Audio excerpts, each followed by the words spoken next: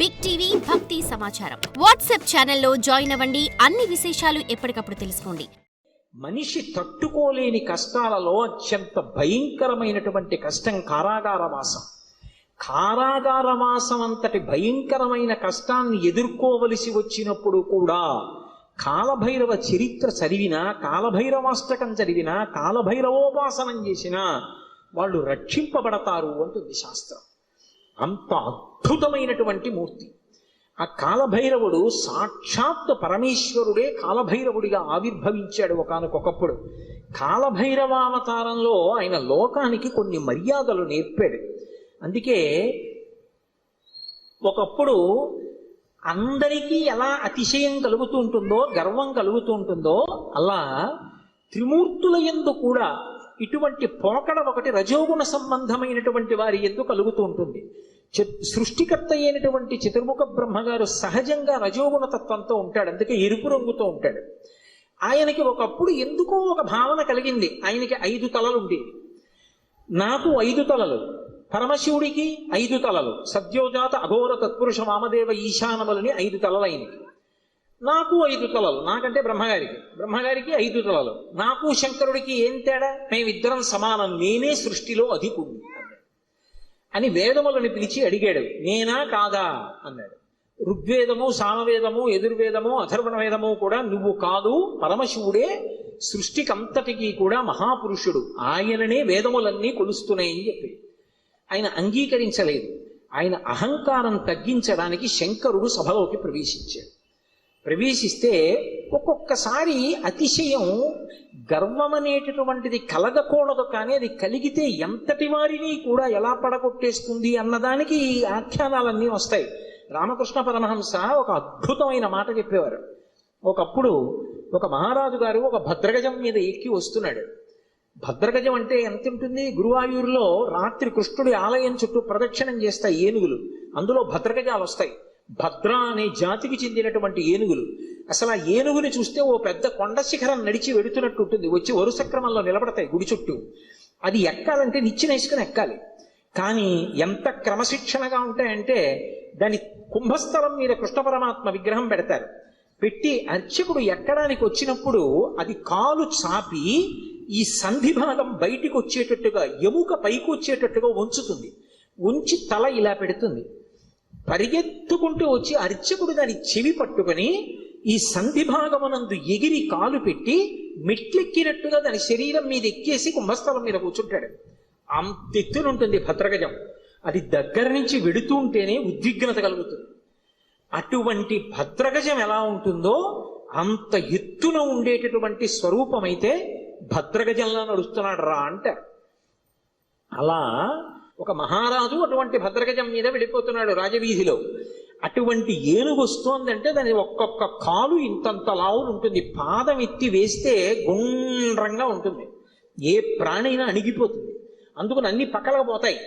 అటువంటి ఏనుగు వస్తుంటే కన్నంలోంచి ఓ చిరుకప్ప ఒకటి పైకొచ్చి కప్ప కాలెత్తింది. కాలెత్తి చెయ్యి బుద్ధి లేని ఏనుగా పక్కకి పో అని ఆశ్చర్యపోయారు. రామకృష్ణ పరమహంస శిష్యుడు నిలబడున్నారు అక్కడ.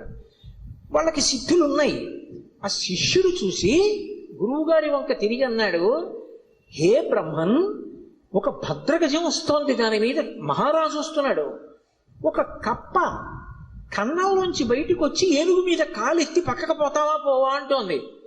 దీనికి బుద్ధిహీనత, అతిశయమా? ఎందుకు ఇలా కాలెత్తిందని అడిగారు. అడిగితే పరమహంస ఒక్క నిమిషం కళ్ళు మూసుకొని కళ్ళు తెరిచి అన్నారు, ఇవాళ సాయంకాలం ఈ రహదారి మించి ఒక జేబుకి చిల్లు ఉన్నటువంటి లాల్చీ వేసుకున్న వ్యక్తి వెళ్ళాడు. ఆయన జేబులో 4 పావలాకాసులున్నాయి. పావలాకాసు చిన్నగా గుండ్రగా ఉంటుంది కదూ, ఆ కన్నంలోంచి జారి పావలాకాసు కింద పడింది. కింద పడిన పావలాకాసు దుల్లుకుంటూ ఆ కన్నంలోకి వెళ్ళింది. కన్నంలో కప్ప ఉంది. కప్పకి పావలాకాసు దొరికింది. ఇప్పుడు కప్ప దగ్గర పావలా ఉంది కదూ, ఏనుగు మీద కాలెత్తింది. పావలా ఉన్న కప్ప ఏనుగు మీద కాలెత్తితే అన్నీ ఉన్నాయనుకున్న నాబోటిగాడు విర్రవీగితే అందులో అతిశయం ఎంత విచిత్రమైన లక్షణాన్ని కల్పిస్తుందో చూడండి. బ్రహ్మగారి అంతటి వాడికి ఒకప్పుడు ఈ ఆవేశం వచ్చింది. ఎందుకు అంటే తలల సంఖ్య లెక్క పెట్టాడు. నాకు 5, నీకు 5. ఇదే బ్రహ్మగారి కౌశికీ వృత్తాంతంలో పార్వతీదేవి దగ్గర అంత వినయంతో మాట్లాడాడు. ఒకనాడు నా నొసటి నుంచి పైకొచ్చావు, నాకు పుత్రసముడివి, నా కాళ్ళు పట్టుకు నమస్కరించు, ఆశీర్వదిస్తా అన్నాడు. శంకరుడు చూశాడు, ఓహో చాలా ఉద్ధతితో ఉన్నాడు, అహంకారంతో ఉన్నాడు. నాకు 5 తలలు, తనకు 5 తలలు అనుకుంటున్నాడు. కానీ నా 5 తలల వెనక ఒక తత్వం ఉంది. అది తూర్పుకి తిరిగి ఉన్నటువంటి తలని తత్పురుష ముఖం అంటారు, దక్షిణానికి ఉంటే అఘోర ముఖం అంటారు, పశ్చిమానికి ఉంటే సజ్జోజాతం అంటారు, ఉత్తరానికి ఉంటే వామదేవం అంటారు, పైకుంటే ఈశానం అంటారు. ఈ పంచభూతముల మీద మోక్షం మీద అధికారం కలిగి ఉంటాడు 5 ముఖాలతో. ఖట్మండులో ఉంటుంది 5 తలలతో ఆ శివలింగం. నాతో సమానుడు అనుకుంటున్నాడు ఈ బ్రహ్మగారు. ఆయన బ్రహ్మమస్తకావళి నిబద్ధతే నమ శివాయ అని పేరు. ఈ సృష్టి అంతా కూడా కల్పాంతం అయిపోయినప్పుడు బ్రహ్మగారు పడిపోతాడు. పడిపోతే చూస్తాట శంకరుడు, అయ్యో పాపం, మొట్టమొదట పుట్టాడు అందరికన్నా, వేదములు ఇచ్చి సృష్టి చెయ్యమన్నాను, ఈయన కూడా బొత్తిగా ఇలా శ్మశానంలో పడిపోతే ఏం బాగుంటుంది, ఈయనకు మంచి స్థానం ఇద్దామని చెప్పి ఆ పుర్రి తీసి ఓ తడపలో గుచ్చుకుని మెళ్ళో వేసుకుంటాడు. ఆయనకి చేతకాక కాదు, ఓ బంగారం గొలుసు చేయించి ఇచ్చేవాళ్ళు లేక కాదు, బ్రహ్మగారిని గౌరవించడానికి ఓ పుర్రేసుకున్నాడు. ఇలా ఎంతమంది బ్రహ్మలు వెళ్ళిపోయారో ఆ పుర్రెలమాల పెద్ద మాల అయింది. పునుకల పేరు కంఠమున భూరి భుజంగము భూషణంబుగా అనయము భస్మధారణము ఎద్రి నివాసము మేరు విల్లుగా అనుగుగ దంతి జన్మమును హస్తమునందు కపాల చోళముల్ పడిబడి దల్తు శంకరు కృపావర రూపమును ఆశ్రయించదన్నంటారు. ఇప్పుడు అంతమంది బ్రహ్మల యొక్క పునుకలు ఆయన మెడలో హారంగా ఉంటాయి, అందుకేసుకుంటాడు పుర్రెలమాల. అరే, ఈ బ్రహ్మకి అతిశయం కలిగిందని తనలోంచి ఒక ప్రాణిని ఉత్పన్నం చేశాడు. భృంగి యొక్క అంశ, భృంగి యొక్క అవతారం వచ్చినటువంటి వాడు. ఒక్కసారి పరమశివుని అంశతోటే భైరవుడు ఉత్పన్నమయ్యాడు. ఆ భైరవుడు ముమ్మూర్తుల పరమశివుడు ఎలాగే ఉంటాడో అలాగే ఉంటాడు. ఆయన వస్తూనే ఆ బ్రహ్మగారి యొక్క పైన ఉన్నటువంటి తలకాయని పెద్ద యుద్ధం చేయలేదు, ఇలా గిల్లేశాడంతే. లోకంలో చూడండి ఓ మాట అంటారు, అదే అలా గిల్లేస్తున్నాయిట్రా అంటారు. అన్నిటికన్నా తేలిక ఏమిటంటే గిల్లేడు. అలా వెళ్ళిపోతే ఇలా గిల్లేసాడు అనుకోండి, తీయిపోతుంది అంతే. అది బాగా బలం ఉన్నవాడు ఏం చేస్తాడు, గిల్లుతూ ఉంటాడు. గిల్లి గజ్జాలు ఎట్టుకుంటాడు అంటారు. అందుకే గిల్లేయడం అంటే అంత తేలిక. యువతల వాడికి బలం ఎక్కువ ఉంటే బలం తక్కువ ఉన్నవాడిని గిల్లేస్తాడు. అందుకే బ్రహ్మగారి 5వ తలకాయని కష్టపడి తొలగతోశాడం లేదు, గిల్లీశాడంటారు. శంకరాచార్యులు వారు సౌందర్యలహరిలో కూడా అలాగే రాశారు, అంత అందంగానూ రచన చేశారు.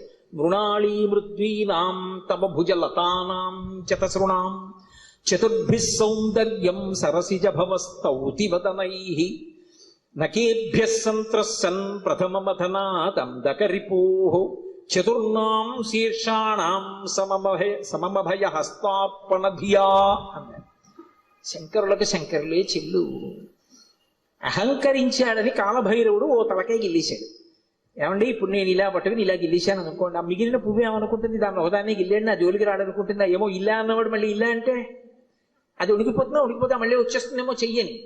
ఇప్పుడు ఇలా అన్నవాడు మళ్ళీ ఇంకోటి ఇలా అంటే 3 ఉంటాయి ఇంకా. అందుకని ఆయన ఏం చేశాడంటేట, బ్రహ్మగారు ఒక తలకాయ గిల్లేయగానే ఇంకా 4 తలకాయలు మిగిలాయి. అమ్మవారి వంక చూశాట. అమ్మవారు 4 చేతులతో ఉంటుంది కదా. అమ్మా, నేను తామర పువ్వులోంచి పుట్టాను, నీ చేతులు తామర పువ్వుల్లో ఉంటాయి, కాబట్టి మన ఇద్దరికి ఓ బంధుత్వం ఉంది.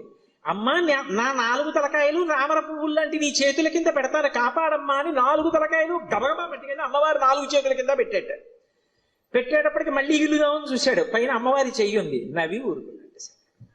అలా అమ్మా, నీ చేతులు పెట్టుండకపోతే బ్రహ్మగారి తలకాయలు ఉండేవో ఉండకపోవు. ఏమో గిల్లేసిన వాడు ఓటే గిల్లుతాడని నమ్మకం. కాబట్టి నకేభ్యః సంత్రస్సన్ గోటితో గిల్లేశాడంతే. కాలభైరవుడంతే అంతటి ప్రచండ శక్తి స్వరూపం. For more videos like this, subscribe Big TV channel.